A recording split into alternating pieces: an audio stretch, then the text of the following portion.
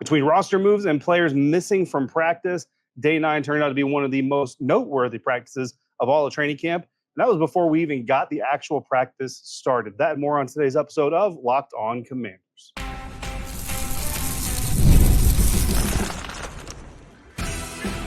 You are Locked On Commanders, your daily podcast on the Washington Commanders. Part of the Locked On Podcast Network, your team every day.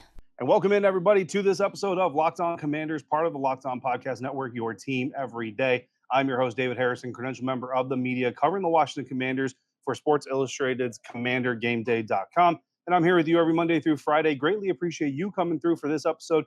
Every dayers greatly appreciate you coming through for every episode. This is your daily podcast covering the Washington Commanders. If you haven't already, you can subscribe for free on YouTube or wherever you are listening to this show. On today's episode, we are going to hear from assistant defensive backs coach Willie Gay. We're also going to do our day 9 eye on the Tiger watch of quarterback Jayden Daniels, talk about some one-on-ones with the wide receivers and the defensive backs. But first, we're going to talk about the players who were missing from practice and one that unfortunately had to leave practice on a cart. So if you want to discuss that, anything else Washington Commanders related, all you have to do is send me a text message, and you can do that by going to joinsubtext.com/LockedOnCommanders today. Sign up to be a Locked On Commanders insider. From there, you can text me your thoughts, your questions. I will text you my thoughts, my answers, and we'll also do some bonus content, inside information, practice notes, press conference notes, all kinds of fun stuff going on there. No apps to download, no hashtags, no filters. You just text me, and I will text you. Again, joinsubtext.com/LockedOnCommanders to get started on that today. The first 2 weeks are free, so give it a try. If you like it, stick around. If you don't, appreciate you for giving it a try anyway. Today's episode is brought to you by FanDuel. Make every moment more. As the NBA and NHL playoffs wound down, the sports stopped sporting like we want them to. This summer, FanDuel is hooking up all customers with a boost or a bonus every single day. That's right. There's something for everyone every day, all summer long. Visit FanDuel.com to get started today. It started with rookie defensive tackle Johnny Newton, but he was not the only notable player absent from practice on Sunday as we got day 9 of Washington Commanders training camp underway. Opening up the practice, just like he has been the entirety of training camp, Dan Quinn met with us in the media tent. And one of the questions I asked him specifically was how Johnny Newton had been adapting to getting the team reps and getting more activity in practice with that surgically repaired foot. And in fact, both surgically repaired feet, as of course he's had surgery on each foot in the last calendar year, in this calendar year 2024. And Dan Quinn basically said he was doing well, but that we were going to notice on Sunday that he was being held out of practice. Now, my initial impression, I thought he just meant he was going to be held out of the team sessions. Turns out he was held out of the practice altogether. My assumption is, and again, this is just my assumption, is probably inside getting some treatment, getting some rest, elevating the feet and all that stuff. And basically what Dan Quinn said is that this is kind of part of their plan and their continuing process of bringing him fully back and getting him 100% ready to be on the field. Is they're going to ramp him up a little bit. They're going to pull him back a little bit. They're going to ramp him up again. They'll pull him back a little bit as well. And that's just kind of the method that they're going to go through is, put some strain on the body, let it heal. And hopefully every time you heal a little bit better, a little bit stronger. And eventually you get 100% of Johnny Newton back on the field when that time comes. And, Dan Quinn mentioning how fast that guy is and how excited he is to see him fully back on the field. And I can tell you that Coach Quinn is not the only one looking forward to seeing a 100% healthy Johnny Newton whenever that time comes. And honestly, this could be one of those situations where you're not going to get 100% healthy Johnny Newton until the second year, right? This may be just one of those processes where he's going to have to kind of build and build and build. But then every time he has football activity, obviously there's strain on the foot, on both feet. And so you got to back it off a little bit, let him rebuild, do those kinds of things. And I think that being expected to be the number 3 defensive tackle on this roster instead of being the number 1 or the number 2, certainly going to help if there's games or there's weeks where maybe the last week's activity kind of beat them up a little bit more than like. They can go ahead and kind of game plan to keep them a little bit less on the next game and things like that. So we'll continue to see. But then when he has a full off season, hopefully no surgeries, no procedures to go through. Hopefully, 2025 he can come back and be even healthier. But of course, the team is looking to get him as healthy as they can here this season as they use him or try to use him to help them surprise a lot of people and win more games than he possibly can. If you're on YouTube, I apologize. There's gnats everywhere out here. So I'm trying to keep them out of my mouth as I talk to you guys. Also, no Sam Cosmi on the field on Sunday at practice, just not at all. Wasn't there for individuals, wasn't there for team. Again, the team doesn't have any requirements to provide injury reports or practice reports or anything like that at this time of the year, so we don't get any of those officially. But I don't get the sense that it's a big deal. If it was a big deal, it's probably something they'd go ahead and reveal. Just because obviously if he's going to be out for like a month or something like that, it's going to be something that's going to get brought up a lot. In his place, Michael Dieter was getting some first team reps, doing some things. There was a lot of rotation on the offensive line. We saw Nick Allegretti getting some center snaps. Tyler Biash obviously was in there as well, doing those things. Also, no Dante Fowler Jr., the edge rusher, defensive end, was not at practice as well. Again, same story with him as it is for Sam Cosmi. So we'll continue to monitor that as the time goes. Dorrance Armstrong Jr. was at practice, but he was not on the field for 11s. At least I didn't see him on the field for any 11 reps. Granted, not something that I'm watching every single snap, but eventually I did notice that he was not out there. Did not see him out there for a single 11 rep. Probably, again, just a scenario where the team is being cautious and not necessarily pushing you out there the entire time and doing all those things. And that's actually something that started in the beginning of practice, right? New Washington Commanders defensive tackle Taylorstalworth signed by the Washington Commanders on Sunday morning. His agent actually tweeting that out in the early morning hours, the first person to really report that news. The Washington Commanders confirmed that later on. Dan Quinn said in the press conference that basically they're looking to bring as many guys as they can, give them the opportunity to get reps, but also balance the reps that they're giving out in practice, right? And then you look at the health of Johnny Newton, and you look at, guys like Dorrance Armstrong not getting team reps today, and Dante Fowler just being out altogether. And that kind of feeds into that whole thing. Caught up with Taylor a little bit after practice. Didn't do anything on the record. Just kind of introduced myself, welcomed him to DC, stuff like that. Seems like a nice enough guy. Got a little bit of practice film of him doing individual. Sent that out on Twitter. So if you want to see that, DHarrison82 on Twitter, or X as it's called these days, and you see that now. In a corresponding move, after signing Taylorstalworth, Washington Commanders did release defensive back Christian Holmes, and that is yet another Ron Rivera draft pick, no longer on this roster. So that's, pretty significant as this team kind of continues to turn the page. Not only are they turning the page, but they are expelling a lot of the things that were left over from the previous page, that being the Ron Rivera era. So, for Christian Holmes himself, like as a young man, certainly a likable guy. Really hope him, wish the best for him moving forward. And this is a situation where he'll now get the opportunity to potentially, get on with another team and go to their camp and maybe make an impression on them and earn a roster spot over there, or even a practice squad spot. And that's something that a couple of insiders text me about and asked me, is Christian Holmes someone that I could see coming back on the practice squad? And here's what I'll say about that. I'm not going to say no, like never, but typically if you want to keep a guy on your practice squad, you're not going to release him in the second week of training camp. Typically the guys you release in the second week of training camp, you kind of see that they're not going to be on the active roster, but they're also probably not going to be a part of the future of the organization. Now, if he's still available and, depending on what happens between now and that time and all that kind of stuff, never say never, right? Christian Holmes, certainly a guy who's not thought of as a lazy person or no work ethic or anything like that. So if they're looking for another cornerback to add to this room, he knows, or, to the practice squad, he knows the system, obviously a little bit, he knows the language a little bit. And, certainly again, like that work ethic is going to be there. So never say never, but typically, like I said, releasing a guy this early in training camp, not a good sign as far as to his future for the organization. One last practice note before we get into a little bit of what happened during the practice. Like I said, a lot of things to talk about today. Offensive tackle Alex Akingbulu did leave practice and ended up leaving the practice field on a cart, which is not ever a good sign. Looked to be favoring his right leg. I didn't see what happened. And honestly, I was on the opposite side of the field when he was coming off the field. The 11s team drills were going on. They were kind of coming towards me, but they were on the Commander's side of the field on the opposite side. So I didn't see what happened to him. You guys, if you're an everydayer, you saw his interview with us here during the period between mandatory minicamp and training camp. So you already know. I've already told you he's one of my favorite Commanders. Really good dude. I've already sent him a message, just wishing him well and praying for him. That's it's not enough, but that's kind of the best we can do at this point. So wishing the best for Alex. Hoping that those tests come back in a positive way if they possibly can, and then looking forward to hopefully seeing him back on the field sooner rather than later. But of course, when information comes out on that, we'll also discuss that. So that's pretty much everything that happened before we even got the practice started. Another padded practice for the Washington Commanders. So let's get into what actually happened on the field, and that's going to start with our Day 9 Eye on the Tiger watch of quarterback Jayden Daniels. That's next on today's episode of Locked On Commanders, part of the Locked On Podcast Network, your team every day.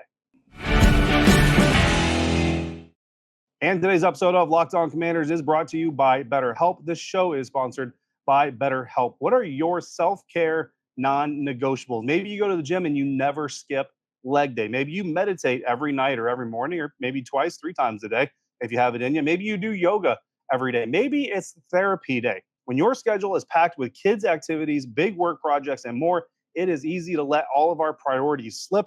Even when you know what makes you happy, it's hard to make time for it sometimes. Sometimes we even feel selfish for doing things for ourselves. But talking to someone who can see the big picture without the bias can help us put things in perspective. So if you're thinking of starting therapy, give BetterHelp a try. It's entirely online, designed to be convenient, flexible, and suited to your schedule. Simply fill out a brief questionnaire, get matched with a licensed therapist, and if you need to switch therapists at any time, you can do so for no additional charge. Never skip therapy day with BetterHelp. Visit betterhelp.com/lockedon to get 10% off your first month. That's BetterHelp, HELP.com/lockedon.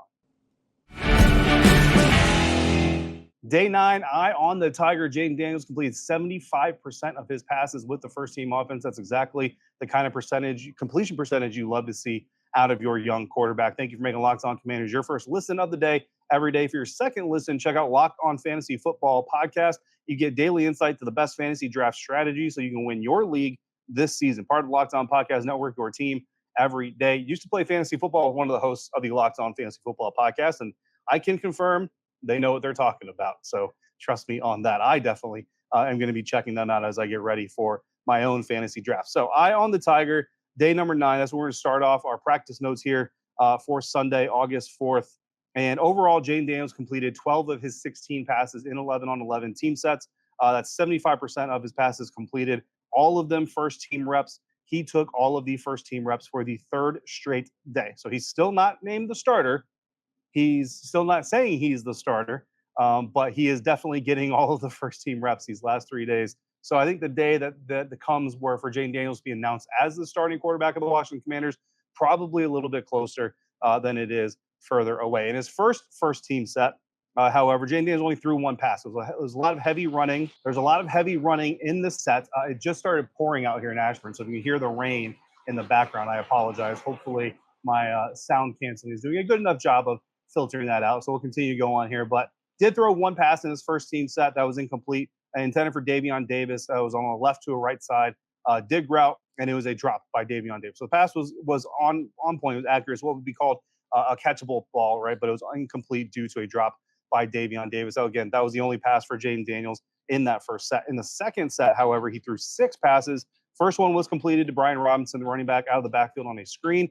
And he got free, got loose. The last defender that would have had the opportunity to make a move or make a play to bring Brian Robinson down before he got to the end zone was Emmanuel Forbes. And I'll tell you right now, I don't want to be Emmanuel Forbes when Brian Robinson has a full head of steam running at me and I'm the last dude between him and the end zone. But obviously it's practice, so things went well for Emmanuel in that scenario. Second pass also completed to Austin Eckler, a similar type of play, screenplay there. 3 for 3. His third pass was completed to De'Ami Brown, who ended up wide open on a right side dig route going up against Benjamin St-Juste. Looked like a miscommunication there. I think Benjamin St-Juste thought he was handing him off to somebody else. The person he thought he was handing him off to simply wasn't there. De'Ami Brown ends up wide open. Very next pass also completed a quick hitch route to Olamide Zaccheaus. His fifth pass of the set was a throwaway, so that's his 1 incompletion there, was a throwaway, and then finally he hit Austin Eckler on a flare route to complete 5 of 6 passes in that set. So if you're counting right now at home, his 2 incompletions, one was a dropped ball, the other was a very smart throwaway by the rookie quarterback. So pretty good, right? Next team set, Jayden Daniels threw 8 passes, completed 7 of them. First was completion and a swing route to Brian Robinson. Second came off of a play action, pitch action, and a quick right side throw to Terry McLaurin. The incompletion came on the third pass of the set. It was a play action pass again and another smart throwaway. So 3 incompletions, 2 smart throwaways, 1 drop, right? That's not bad at all. Then you had a swing route to the left side of the formation to Brian Robinson, a screen, a tight end screen to Zach Ertz, a play action sweep. It was a jet sweep play action motion to Terry McLaurin, and then he hit Terry McLaurin on the pass. Following that, a right corner route against cover 2, where Jahan Dotson found space between Percy Butler, the safety, and Michael Davis, the quarterback. Jayden Daniels laid it right between the two for a big connection. Wouldn't have been a touchdown, but would have got him down to about the 3 or 4 yard line. And then finally, a play action jet sweep to Jahan Dotson, very similar to the one we saw with Terry McLaurin. And then he then completed a pass to Jahan Dotson as well. So you're counting at home, 3 incompletions, 2 smart throwaways, 1 drop pass. Last team set of the day, Jayden only threw 1 pass. It was incomplete. This one was a little bit different. It wasn't a drop. It wasn't a throwaway. It was just a miscommunication between he and Dyami Brown. Dyami was running a drag route from the right to the left side of the field. He stopped in open space. Jayden Daniels thought he was going to keep running and let him. So the ball kept going. Dyami Brown did not. There was, however, one play in that final set where Jayden Daniels ran a quarterback sweep to the left side, got around the corner, took off all the way down the field, ran through the whistle, continued to run, got all the way down to the end zone. And what's really fun is that rookie offensive lineman Brandon Coleman actually ran down and met him in the end zone to celebrate with him. On their way back, and of course the crowd is loving all of it, right? Just a lot of fun going on. On their way back, veteran linebacker Bobby Wagner, I don't know what was said, but I imagine it was something to the extent of, nah, dude, you wouldn't have gotten all the way down there. We stopped you back here. Whatever it was a lot of fun. And really, that's our play of the day, because while it probably wasn't as explosive of a run as it ended up being on the practice field, what it was a lot of fun. And what it was a lot of culture. Guys, it is day 9 of training camp right now. This team has been hitting only burgundy and gold dressed players the entire time. And think about this. They're waking up. They're getting here early in the morning. They're doing meetings with these guys. They're in the locker rooms with these guys. They're in walkthroughs with these guys. And then they're hitting each other in 100-degree heat, it feels like, with humidity and all that stuff. These guys for all of this time. And then they're not going home, and they're doing more meetings. They're in more walkthroughs, and they're not going home until 7, 8 o'clock at night, if that. These guys are probably pretty sick of each other a little bit right now. But so that kind of camaraderie, that kind of culture is exactly what you thought you were getting when Dan Quinn was hired here to coach the Washington Commanders. So that's why, to me, that's the play of the day. They're just kind of showing that holistic togetherness between the units. We also saw wide receiver versus DB one-on-ones again today. We did have Dyami Brown dropping a pass after beating Emmanuel Forbes. Terry McLaurin won on an inside slant against Benjamin St. Juste. Mike Sainer still got the better of Mitchell Tinsley on a corner route. In fact, Mitchell Tinsley didn't win a single route in the one-on-ones today. Noah Igbenogany was able to defend a drag route run by Jahan Dotson. Olamide Zaccheaus, the wide receiver, won a fade route against Nick Whiteside, the cornerback. Bryson Tremaine started with an outbreak, broke back inside of undrafted free agent cornerback Chigozie Anuzium, was able to win that route. Byron Pringle had a beautiful hesitation release into a corner route against A.J. Woods. However, the pass was dropped. Other than that, it was beautiful, but you got to bring that ball in. Luke McCaffrey had an outside release against Caillou Blue Kelly, got Caillou Blue Kelly to bite on that outside release, then took advantage, got inside on the seam. And even with a penalty flag, Luke McCaffrey able to fight through the contact and bring the ball in. And that is the second time in as many one-on-ones that we've seen Luke McCaffrey just bust through illegal physical play by a defensive back to make the catch anyway. So Luke McCaffrey definitely establishing himself as a physical presence on the field. Dyami Brown brought in a deep in route in the back of the end zone against Mike Davis. Mike Davis was flagged for illegal contact. Davion Davis ran a corner route and was able to just climb the ladder, go up for a 50-50 ball, and stab the ball out of the air over Tree Castro Fields. Quan Martin got a good inside break on an over route by Mitchell Tinsley. Marcus Rosemead, Jack Saints, undrafted free agent, kind of one of the first times we've been able to talk about him here this training camp, caught a hitch route against Chigozie Anuzium. James Pierre was able to defend an in route by Olamide Zaccheaus. Kaz Allen had a really nice inside break against my guy Tyler Owens, a safety, and was able to run away from him. A really good route there. Benjamin St. Juste defended a short out route against Terry McLaurin, but the ball was a little bit late by Marcus Mariota. Mike Sainer still was able to defend a deep in route by Mitchell Tinsley. Again, Mitchell Tinsley not winning any of his routes, but that ball a little bit late by Marcus Mariota as well. And then Emmanuel Forbes was able to successfully defend a corner route intended for Dyami Brown to wrap up the one-on-one. Some other notes real quick. Ben Sinnett and John Bates both got a little bit of love, the two tight ends from Dan Quinn before practice. And of course, Jayden Daniels will be playing against the New York Jets in week 1 of the preseason. Not going to talk about it here on today's episode because this is all about practice. But tomorrow, we don't have practice, so I will be talking about my thoughts on Jayden Daniels playing against the New York Jets. What do I think about him playing overall? And how much do I think he should or will play against the New York Jets? That is all coming up on tomorrow's episode of Locked On Commanders. But today, we still have some more show, and we've got assistant defensive backs coach Willie Gay coming through. So come back for that here on Locked On Commanders, part of the Locked On Podcast Network, your team every day. And today's episode of Locked On Commanders is brought to you by FanDuel. I love sports. I love them so much. Never want them to stop. But the NHL playoffs are over. The NBA playoffs are over. The Olympics are great, but sports just don't sports the way they usually do this time of year. That's just the way that it goes. But FanDuel lets me keep going in the competition whenever I want to, because all I got to do is open up the FanDuel Sportsbook app, look around at the competitions, look around at all the games going on, dream up my best bet anytime I'm in the mood. And just like that, I am right back in the heat of competition. This summer, FanDuel is hooking up all customers with a boost or a bonus every single day. That's right, there's something for everyone every day, all summer long. No matter if you're a new customer or a returning customer. New customers right now, you're getting $150 in bonus bets with a winning $5 bet. I remember those days. Take advantage of those days. I miss those days, those $150, $200 bonus bets for new customers. And this Sunday night, you're getting a 30% profit boost when the St. Louis Cardinals and Chicago Cubs go head-to-head on Sunday Night Baseball. So head over to FanDuel.com, start making the most out of your summer while you're waiting for the sports to continue sportsing the way we all love them to sports. FanDuel, official sports betting partner of Major League Baseball. Washington Commanders assistant defensive backs coach Willie Gay took time out of his schedule after practice to stand up with me and talk to you. And we started off with a question we like to ask everybody. It's an easy one, it's a simple one, but really kind of just gauges where the person is at. Coach, how's training camp going for you so far? Oh, man, I love it. First of all, just the energy, the crowd, and allowing us to feed off their energy. That's what training camp is all about. It's about building the brotherhood, getting connected with the fans, getting back into the swing of things in football. So you can't do nothing but love the grind of training camp. Absolutely. And then, we've done a lot of talking to people, and Coach Quinn kind of his approach of get to know each other first before we get to know how we play and everything else. You played in the game for a long time. Obviously, now you're coaching. Why is that so important to make that connection as a person first before as a teammate and as a coach and a player?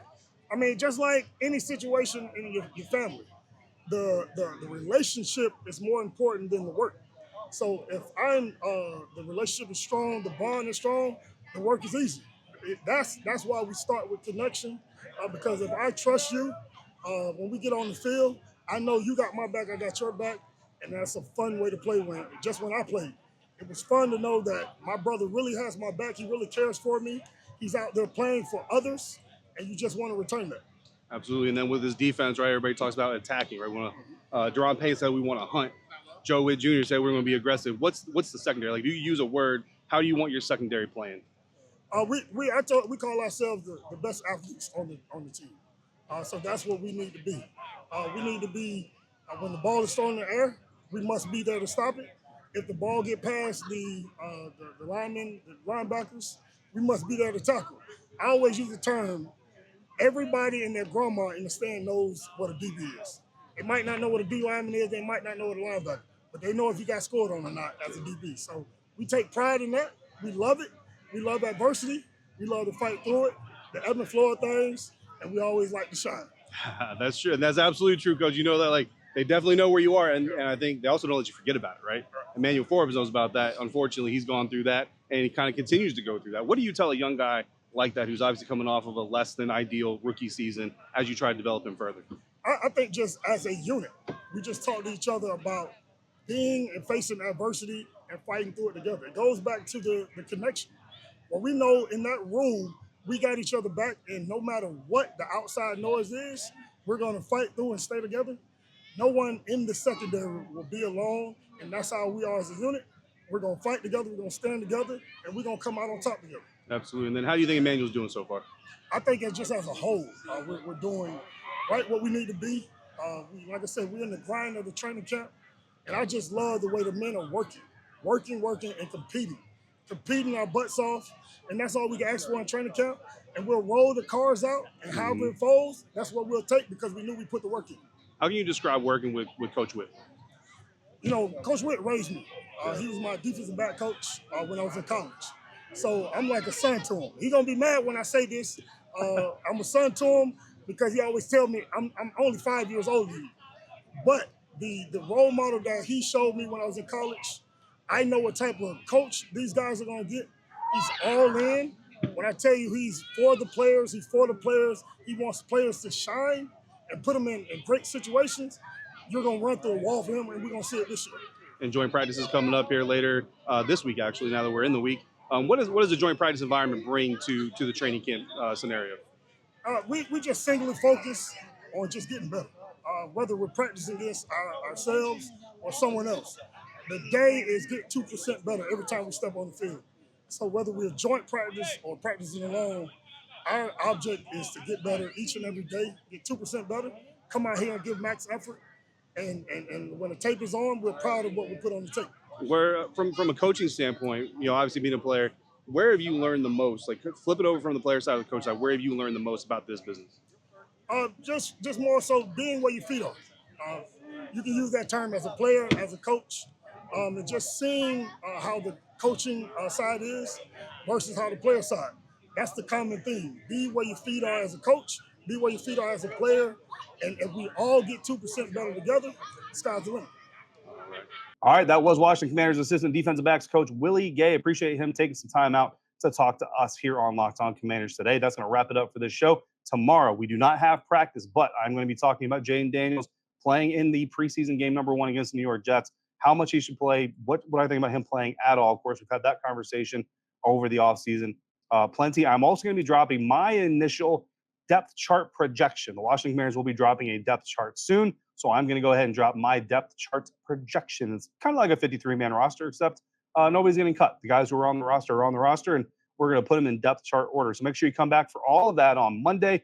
In the meantime, if you've got questions or comments, all you got to do is reach out, send me a text message. Go to joinsubtext.com/LockedOnCommanders to become a Locked On Commanders insider today, and you can send me a text message, your questions, your analysis, your opinions, and you can join in on our insider-only exclusive Zoom conferences. Our next one will be Monday at 7 p.m. So if you want to come through, just sign up before Monday at 7 p.m. Eastern. I'll give you that invite, and you can come through the Zoom conference and hang out with some people like-minded like you want to see good Commanders football. Again, join subtext.com/LockedOnCommanders. First 2 weeks are free, so you can give it a try, see if you like it. In the meantime, thank you for making Locked On Commanders your first listen today and every day. Now go check out Locked On Fantasy Football Podcast. Get your daily insight to the best fantasy draft strategies so you can win your league this season. As always, thank you for making Locked On Commanders your first listen of the day, every dayers. Thanks for coming through on a regular basis like you do. And of course, until we speak again, if you're out and about, please be safe, be kind, and I will see you next time for another episode of Locked On Commanders, part of the Locked On Podcast Network,